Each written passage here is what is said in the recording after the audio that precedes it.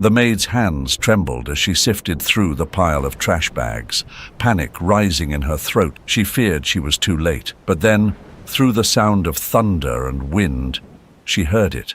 A faint, desperate cry. Her heart leaped into her throat as she dug deeper, finally finding the small bundle wrapped in a thin, soaked blanket. "Oh my God!"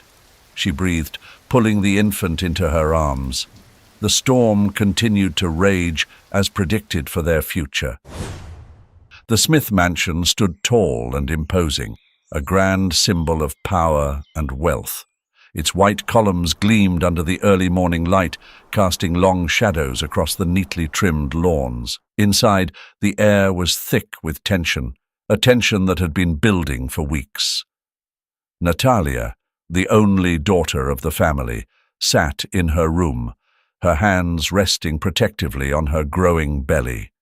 Her mind was a mess of conflicting thoughts, fear, and shame. She had hidden the pregnancy for months, but now the secret could no longer stay buried.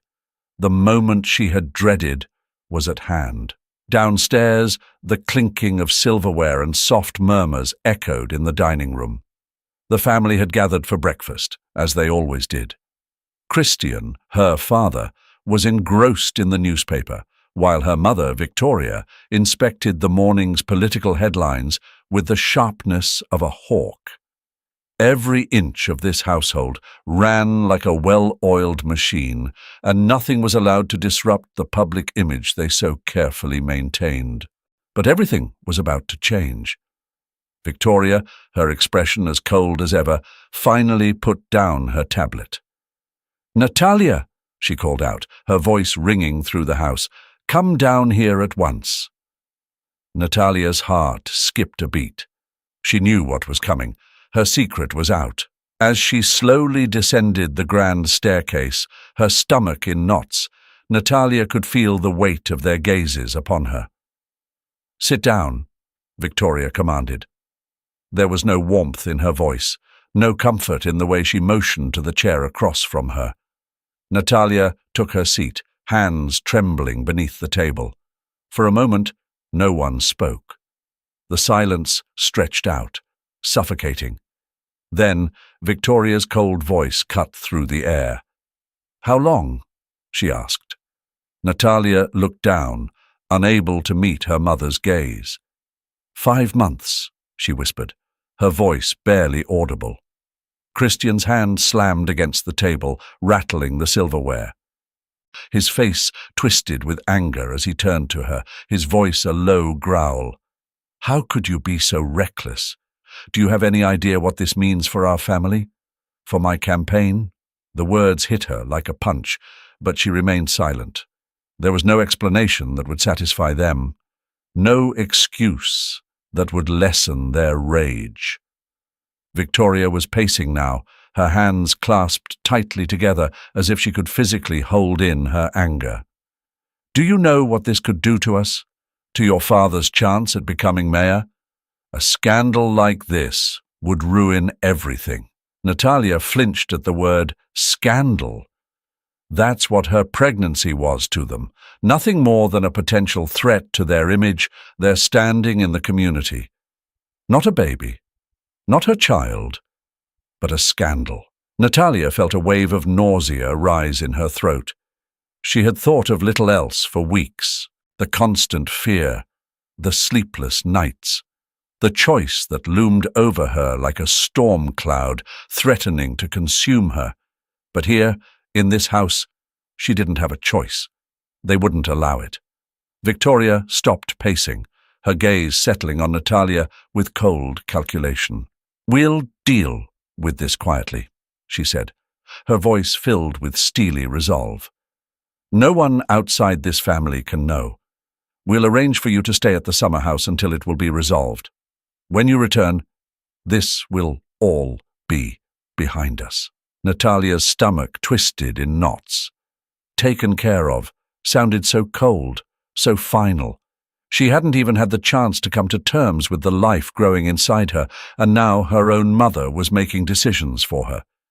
decisions that weren't hers to make. Susan, the family's housekeeper, stood silently at the edge of the room, watching the scene unfold.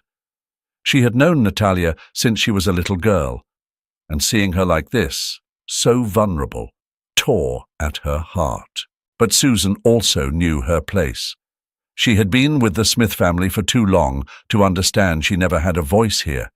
There was an unbridgeable divide between them, black maids and white masters.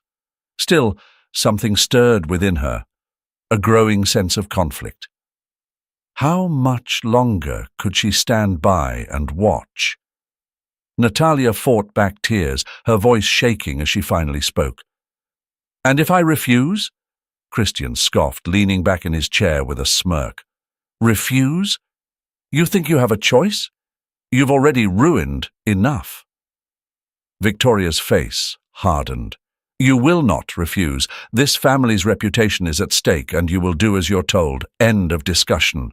Natalia felt the walls closing in, the weight of her family's expectations pressing down on her, suffocating her. She nodded numbly, not because she agreed, but because she saw no way out. As the meeting ended and the family dispersed, Susan lingered, her gaze following Natalia as she retreated back to her room. Something had to change. She could feel it in her bones. But what could one person, just the housekeeper, really do? Their words echoed in her mind like a cruel curse. "There's no place for that baby in our lives," Mrs. Smith had said coldly, her voice devoid of compassion. Susan could barely believe her ears. How could they talk about a living, breathing soul as if it were trash to be thrown away? She had served the Smiths long enough to know they were capable of heartless decisions. But this was unforgivable. She wrapped her arms around herself, feeling the chill not just from the storm, but from the darkness of the decision that had been made. 4 months later, Susan lived in a fierce inner struggle. She took care of Natalia every day. She seemed to feel the child growing up. And finally, that day came. Natalia went into labor on a stormy night. Susan's heart pounded in her chest as she stood by the window, staring out at the raging storm. The rain battered against the glass like an ominous warning, and the wind howled through the empty streets. She knew what was coming. Mr. and Mrs. Smith had made up their minds. The child, a helpless infant, would be left to fate tonight. She knew she had to do something, but the fear of losing her livelihood kept her rooted in place. The Smiths had money, power, and connections. Who was she? Just a servant? To defy them? But then she thought of the baby, small and fragile, left outside in the middle of the night. She imagined the infant's cries drowned out by the storm, shivering and cold, waiting for a mother who would never come. "I can't let this happen," she whispered to herself, the finality of her decision taking shape. Her hand gripped the door handle as she fought against the urge to act. "I have to do something." The moment Susan stepped outside, the cold wind hit her like a wall. Her hair whipped around her face, and the rain soaked through her clothes instantly. But none of it mattered. She raced through the backyard toward the place where she knew they would leave the child, hidden in the alley behind the trash bins, as if the baby were nothing more than refuse.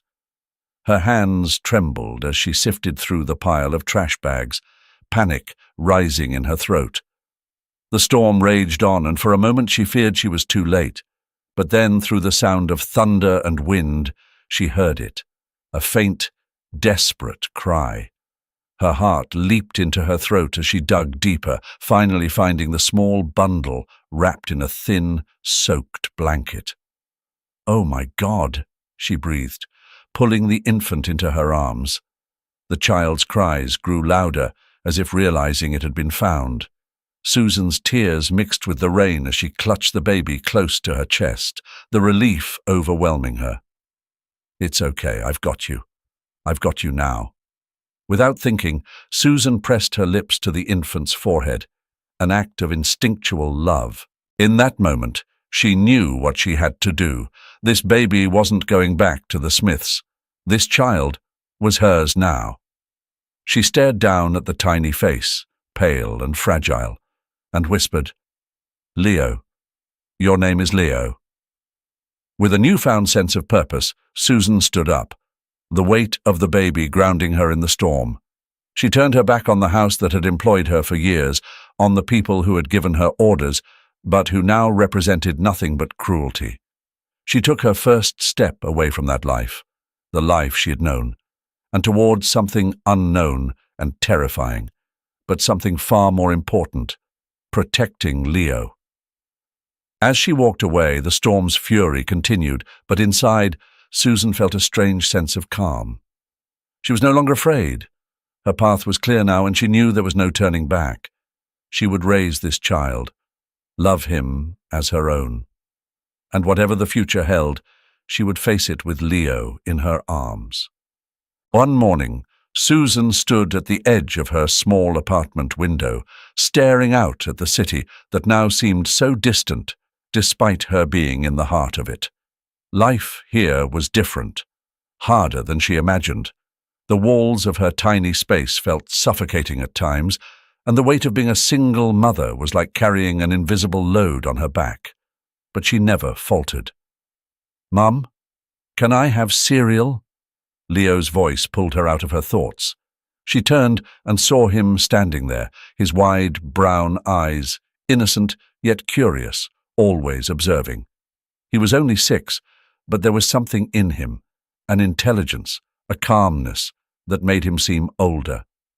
"Of course, baby," she said, moving towards the cupboard where food supplies were limited. It wasn't easy juggling her job at the local diner and the demands of being a mother, but Susan had never been the kind to give up. As they ate, she couldn't help but glance at Leo. He was growing fast, both in size and in spirit. His laughter filled the small apartment, a reminder of the love she had for him, even when things got tough. Raising Leo, her adopted son, was her pride, and though life wasn't always kind, the love she poured into him made every sacrifice worthwhile. She thought back to her childhood in Angola. The memories of her homeland came rushing in, long walks through dusty streets, the rich smell of food, cooking in the open air, and the sound of children laughing, much like Leo. It was there that she had learned compassion, kindness. Even when life offered little, there was always room for love. And it was that love she now channeled into raising Leo. "Susan," she whispered to herself, "you're stronger than this." She had to be. There was no other choice. As the days passed, Susan found herself adjusting to the rhythm of this new life. It wasn't easy, but she kept going. Every morning was the same, waking up before dawn, getting Leo ready for school, and then rushing off to her job. She worked long hours, but the pay barely covered the rent and the few groceries they needed. Still, Susan was relentless. She would carve out a future for Leo, no matter the obstacles. Leo, in turn, grew into a bright, compassionate child. He was sharp, picking up on things faster than other kids his age. He always asked questions, sometimes ones that Susan wasn't ready to answer, like the day he asked, "Mum, why don't I look like you?" Skin color. Susan paused. It had come sooner than she expected, this inevitable moment.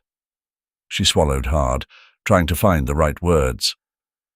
"Well, Leo, families don't always look the same. The most important thing is you are my son."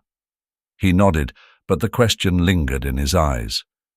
She knew this was only the beginning, that as he grew older, more questions would come. Questions about his birth father, his origins, questions she wasn't sure she had the strength to answer. That night, as she tucked Leo into bed, she couldn't help but wonder about the future.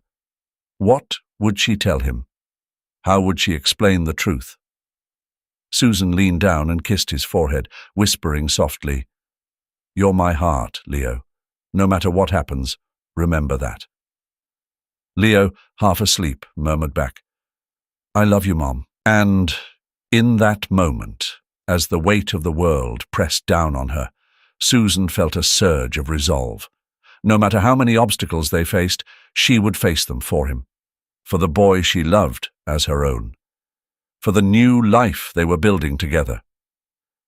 Leo had been in school for a few months now, and the innocence of childhood was beginning to fade.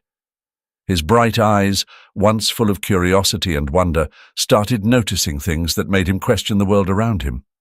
It wasn't immediate, but slowly whispers followed him in the hallways, and during recess, his classmates' innocent questions turned into uncomfortable stares. "Why don't you look like your mum?" a boy asked one afternoon, his tone sharp, more curious than cruel. Leo didn't know how to answer. At 6, he had never thought deeply about it. His mum was his whole world. Susan, the woman who kissed him goodnight, packed his lunches, and cheered him on at every soccer game. But now the question hung over him like a cloud he couldn't shake. He went home that day quieter than usual, lost in thought. Susan noticed right away. She always did.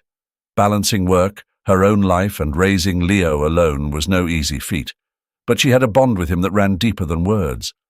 She watched him that evening, stirring his spaghetti without a word, his small brows furrowed in deep concentration. "Leo, sweetheart, what's going on?" she asked gently, her voice pulling him out of his thoughts. He hesitated, his small fingers fiddling with his fork. "Mum, why don't I look like you?" Her heart stopped for a second. She had been dreading this moment, knowing it would come, but never prepared for how. The world, with all its harshness, had found its way to her boy, and Susan felt the weight of every unsaid truth pressing against her chest.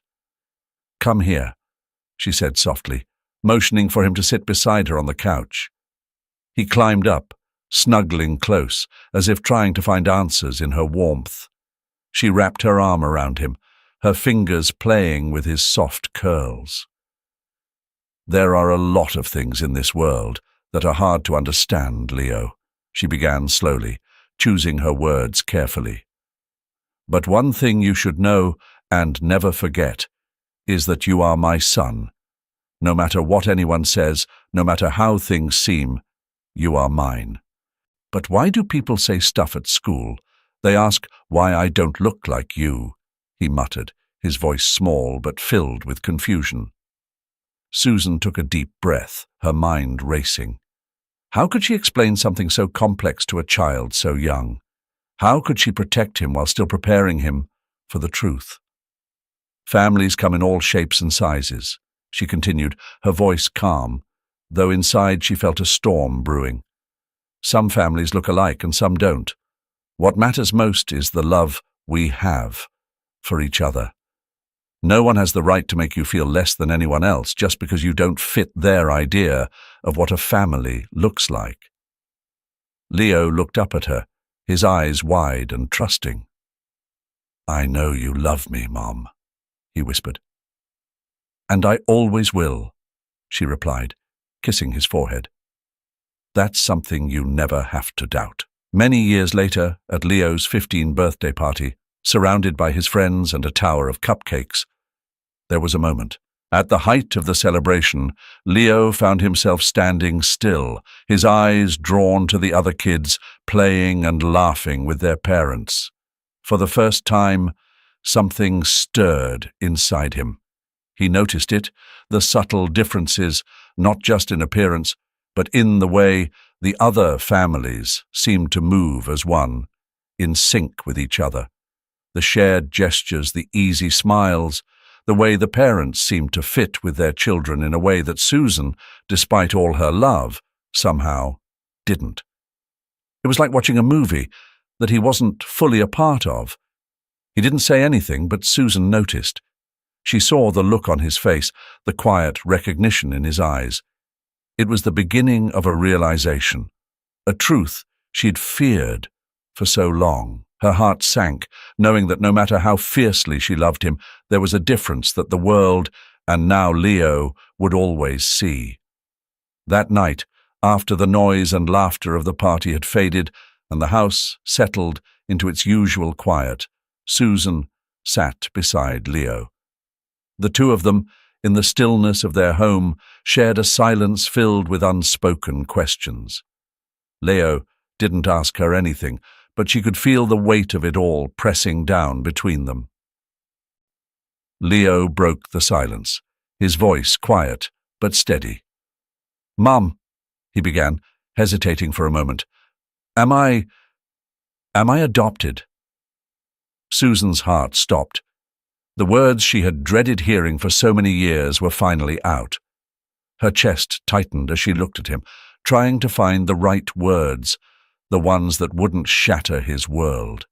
She had always known this moment would come, but nothing could prepare her for the reality of it. With tears welling up in her eyes, Susan nodded slowly. "Yes, Leo, you are." Her voice cracked as she spoke, the weight of her confession breaking her heart a little more. "I wanted to tell you so many times, but I was scared. I was terrified that once you knew, you'd feel like you didn't belong here, like I wasn't your real family." Leo didn't say anything at first. His thoughts swirled, memories flashing through his mind of Susan working tirelessly to provide for him, of her sacrificing so much just for him. He had always known Susan was different from the other parents, but never in a way that made him feel unloved. Now, with the truth out in the open, he didn't feel abandoned. Instead, he felt an overwhelming sense of gratitude.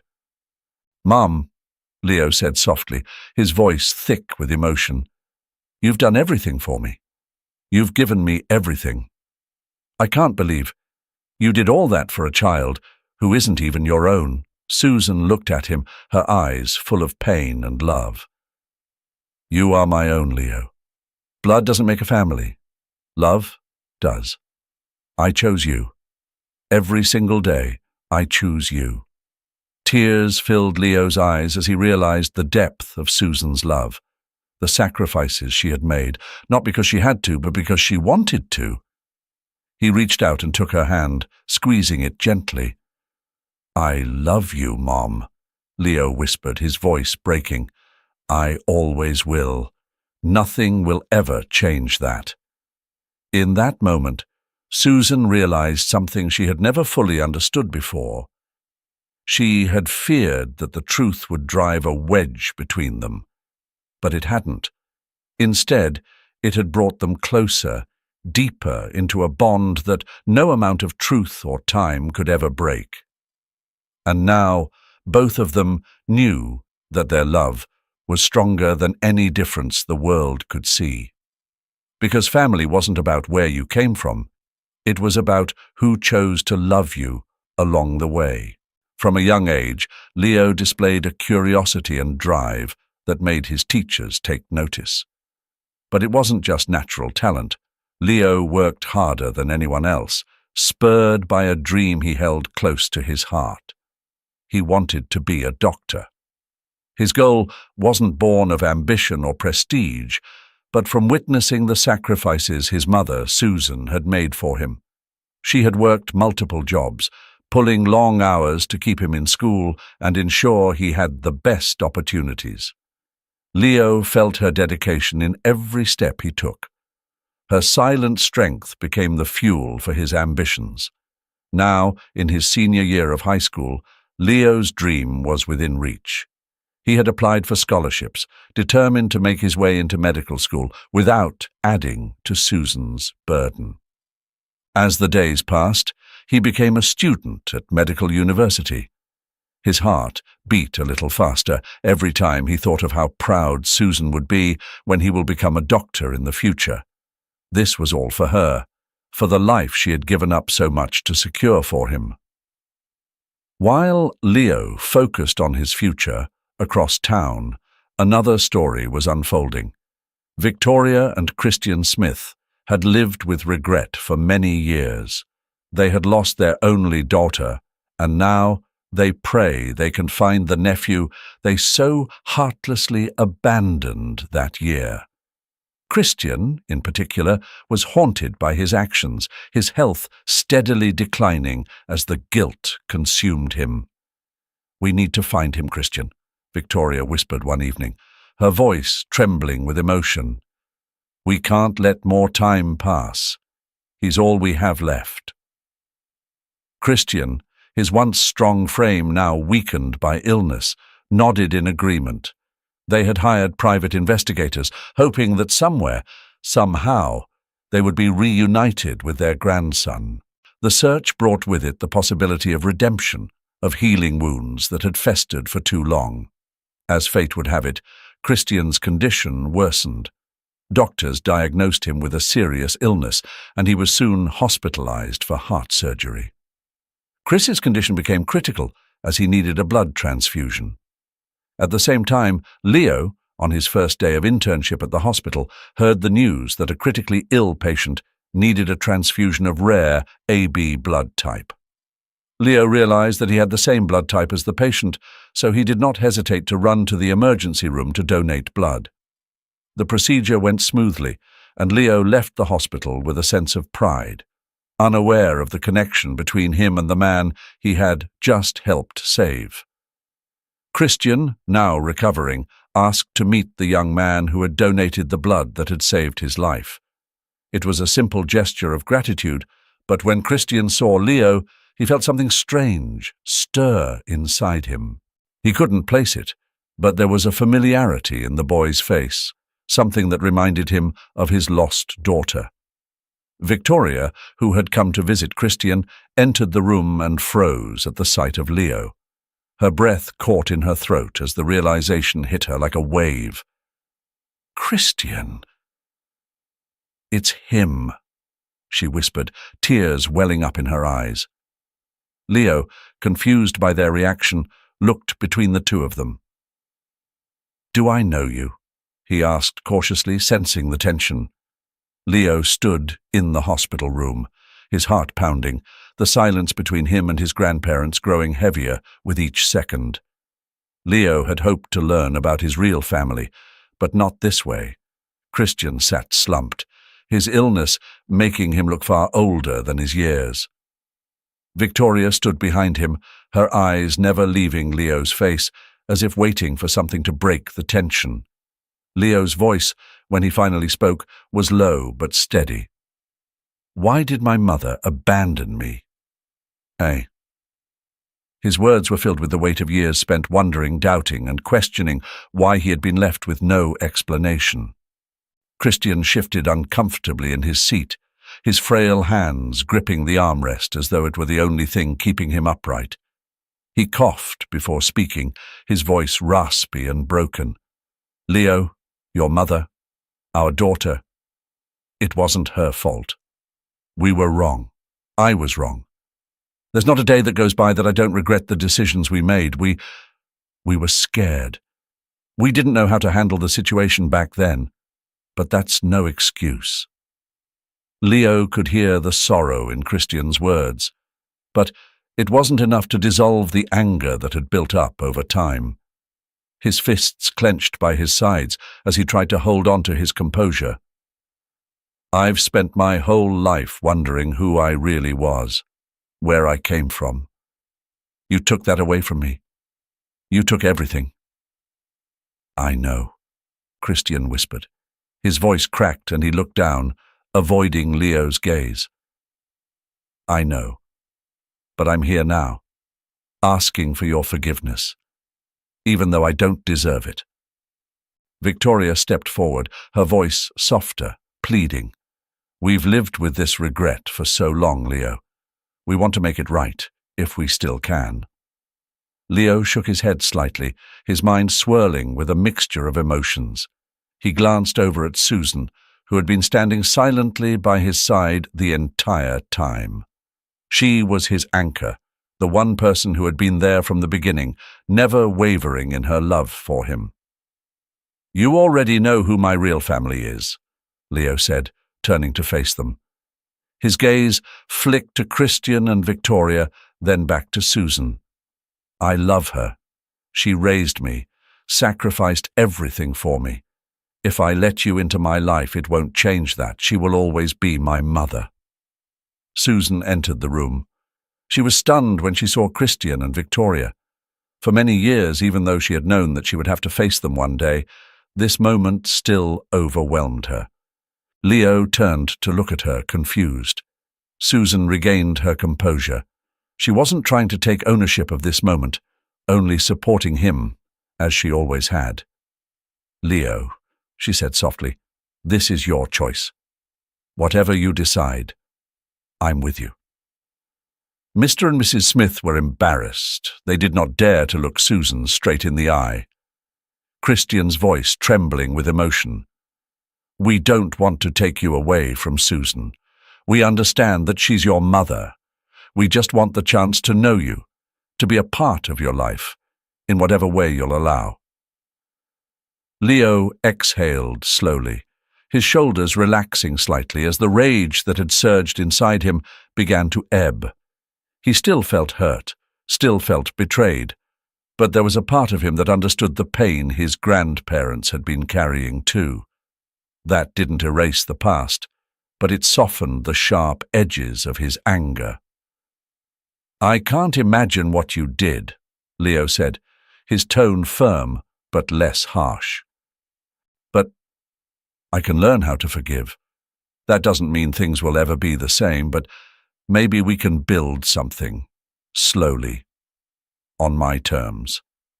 Christian nodded, relief and sadness both evident in his expression. "We'll take whatever you're willing to give us, Leo. We're just grateful for a chance."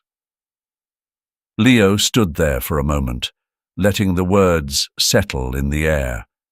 It was a step, a small one, but a step toward healing nonetheless. He wasn't sure what the future would look like with his grandparents in his life.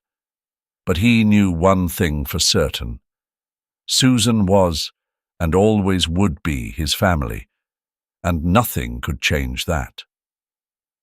"I'll keep Susan's name," Leo added, his voice quiet but resolute. "She's the one who gave me everything. That's non-negotiable." Susan's hand squeezed his shoulder gently, and a small smile crossed her face. "You don't need to explain that to me, Leo," she whispered. As the conversation wound down, Leo felt the weight of the past still lingering. But now there was a lightness too, the possibility of moving forward, of finding peace in a fractured history. He looked at Christian and Victoria one last time before speaking. "I'll try to forgive, but I won't forget my future. It's tied to everything that's happened." With that, Leo turned Susan by his side, leaving the room with a quiet sense of closure, knowing that the road ahead was uncertain. But at least, now, he wasn't walking it alone. Leo had always been driven by more than just grades. There was a calling, something deeper, that urged him to pursue medicine. His kindness and intelligence became well known throughout the academic circles he navigated, earning him a reputation not just for his work ethic, but for the compassion he showed to everyone he encountered. Patients, professors, even janitors, Leo treated them all with the same warmth, and it didn't go unnoticed.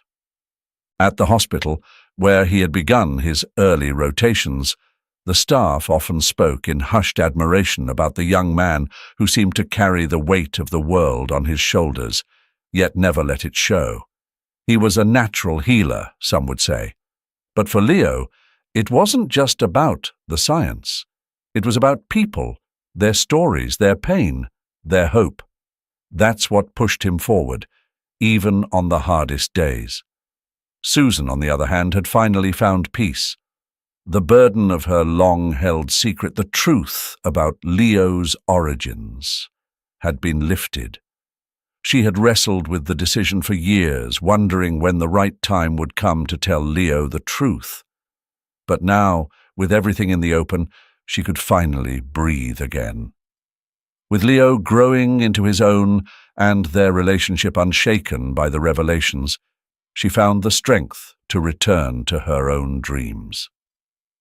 After years of putting her life on hold to raise Leo, Susan went back to school. This time, it wasn't for a degree in something practical or sensible. She enrolled in social work, a career she had always felt drawn to but never had the chance to pursue. The passion for helping others, which had been dormant for so long, reignited inside her. It wasn't long before Susan had a degree in hand, ready to start her new career. It was as though the chains of the past had finally loosened their grip on her.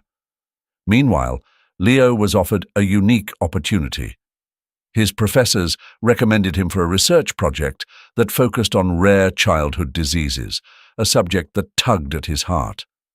The project came with significant financial support, but more importantly, it came with connections, ones that would propel his career to new heights. These connections, however, were not of his own making. They came from his grandparents. Christian and Victoria, though initially hesitant to involve themselves too much in Leo's life, saw this as their chance to support the boy they had lost and found again. They knew their wealth and status could open doors for Leo that would otherwise remain closed. At first, Leo resisted. Accepting help from them felt like accepting the past, a past that still felt foreign and uncomfortable to him. "Leo, you're not doing this for us," Victoria had said, over coffee one morning, her voice steady yet soft. "This is for those kids who need someone like you. We have the means to help, but you have the heart. That's all that matters."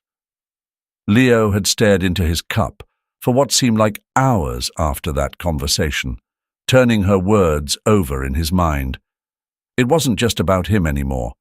If he turned this down, he would be walking away from the opportunity to help countless children. Children who didn't have time to wait for him to sort out his complicated feelings. In the end, he accepted their help, not for himself, but for the mission that had always been in his heart. Months later, the family gathered to celebrate Leo's acceptance into the prestigious research program. The atmosphere was light, filled with laughter and congratulations. Christian, though frail, smiled with pride as he watched his grandson, his legacy, step into a future filled with promise. Victoria beamed beside him, her hand never leaving his. But beneath the surface there were still tensions. The truth of Leo's origins hung in the air, unspoken but felt by everyone. Susan, though happy for Leo's success, couldn't shake the feeling that something had shifted. Leo belonged to a world that for years she had kept him from. Now that world was knocking, and she wasn't sure how to answer. At the dinner table, between toasts and shared stories, there were pauses. Leo could feel the weight of everyone's gaze when he spoke, the unasked questions lingering in the corners of the room. How much did he owe this family? Was he obligated to embrace them fully, or could he maintain the boundaries he had quietly set? Yet, for the first time in a long time, Leo wasn't running from these thoughts. He was embracing them just as he had embraced his mission. He didn't have all the answers yet, but he knew one thing. Whatever path he chose, it would be on his terms. Leo sat on the porch, his mind heavy with a decision that had been gnawing at him for days. The summer evening was quiet, but inside him, a storm brewed. He had patched things up with his grandparents, Victoria and Christian, and now the question of his father lingered, an unanswered part of his identity that felt like a missing puzzle piece. He turned to Susan, who was sitting next to him, sipping tea.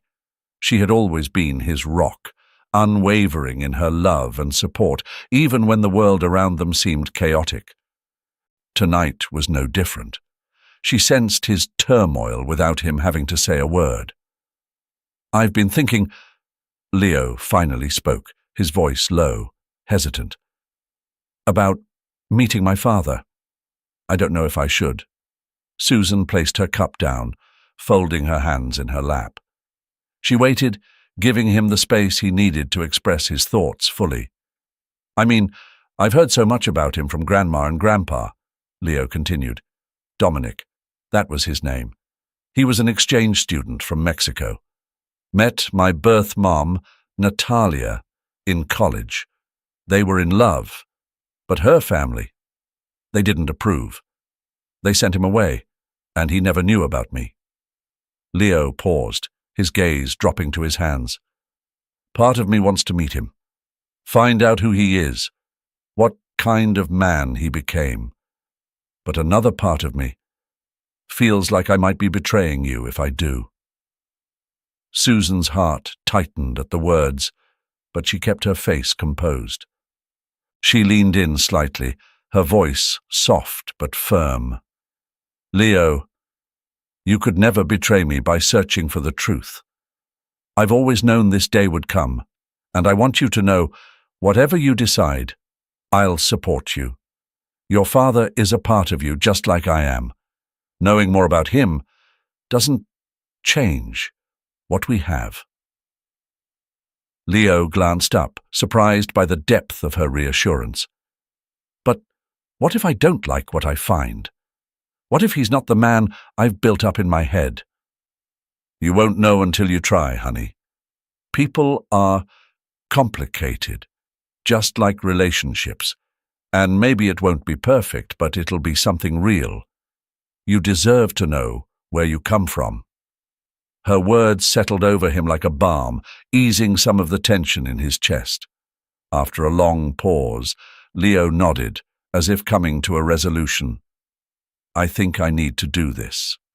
For myself." Over the next few weeks, Leo dove into the details his grandparents had shared about Dominic. His father had returned to Mexico after college, completely unaware that Natalia had been pregnant. Leo felt a mixture of curiosity and frustration. How could Dominic not have known? How different would his life have been if his father had stayed, or if Natalia had told him the truth? Eventually, Leo found himself booking a flight to Mexico. He knew it was a huge step, one that carried weight not just in terms of meeting his father, but in discovering a part of himself he had never known. The trip was as much about identity as it was about reunion. When Leo finally arrived in Mexico, the air was thick with warmth and unfamiliar scents. The landscape was beautiful yet foreign, a reminder that he was stepping into a world that had been a mystery to him his entire life. His nerves rattled, but there was also a strange sense of calm. This was the path he had chosen. The first meeting with Dominic was quiet. They sat across from each other in a modest home, both unsure of what to say. Leo studied the man in front of him, his dark skin, the lines around his eyes, the way he held himself with a quiet dignity. Dominic didn't resemble the distant figure Leo had imagined, but there was a familiarity, a connection Leo couldn't deny. "I didn't know," Dominic said quietly, breaking the silence. His voice was deep, filled with a mix of regret and wonder. "If I had known about you, I would have done anything to be in your life." Leo nodded, feeling the truth in the words. They didn't need to say much more. The understanding was there, unspoken but solid. The rest of their conversations over the next few days were about filling in the gaps, learning about each other's lives, finding common ground in their differences. In the end, the reunion gave Leo a sense of completeness, a feeling that he had always sought but never quite understood. Yet, through it all, his love and connection to Susan never wavered. She was his mother in every way that mattered, and meeting Dominic hadn't changed that. If anything, it made him appreciate what he had with Susan even more. As Leo prepared to return home, he felt grounded, his roots stretching in both directions, toward his father and his past, and toward Susan, the woman who had raised him with unwavering love. Leo stepped off the plane, the cool American air hitting his face, carrying with it the scent of home. But he wasn't the same person who had left months ago. His journey to Mexico had opened a part of him that he had long kept hidden, buried beneath years of uncertainty. Now, standing in the familiar surroundings of New York, he felt whole for the first time in his life. It hadn't been easy, embracing his roots. The culture, the history, the family he had found, everything about Mexico had been new and overwhelming. But as the days went by, Leo learned to appreciate what he had been missing. He saw pieces of himself in the streets, in the people, in the stories that echoed through his family's history, and he had learned to love it. More importantly, he had learned to love himself, both as the son of Susan and as the descendant of a rich Angolan heritage. As Leo walked through the terminal, his phone buzzed. A message from Susan. "Waiting for you at the arrivals. Can't wait to see you, love." His heart warmed at the thought of her. Susan had been his rock, his constant through everything.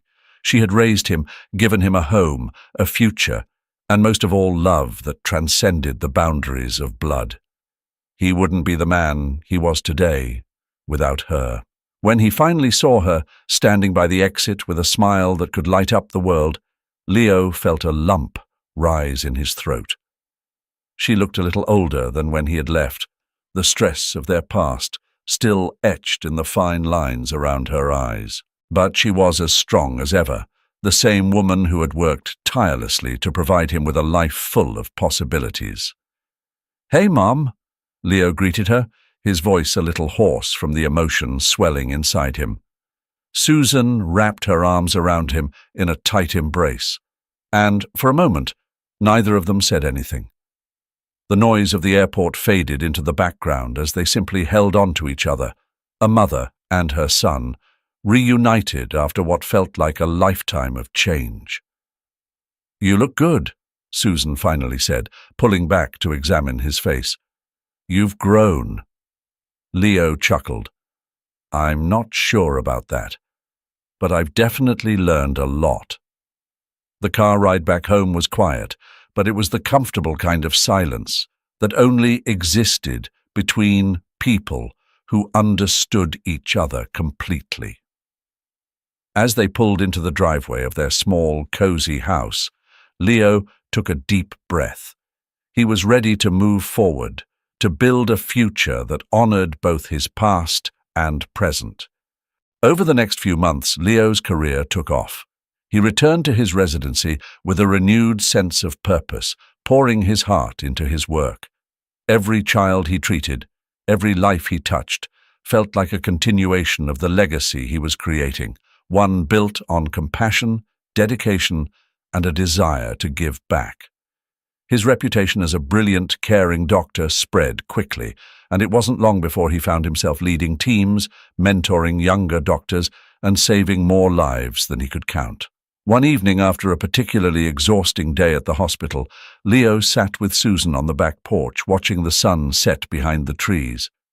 They sipped their coffee in comfortable silence, the warm light casting a golden glow over their surroundings.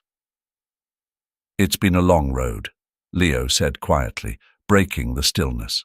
Susan glanced at him, her eyes soft. "It has. But look at where we are now." He smiled, thinking about everything they had been through, the hardships, the separation, the reunion. "I couldn't have done it without you." "You would have found your way," Susan replied confidently. "But I'm glad I could be here to help.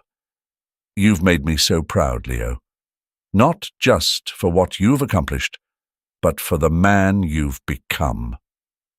Leo didn't respond immediately, letting her words sink in.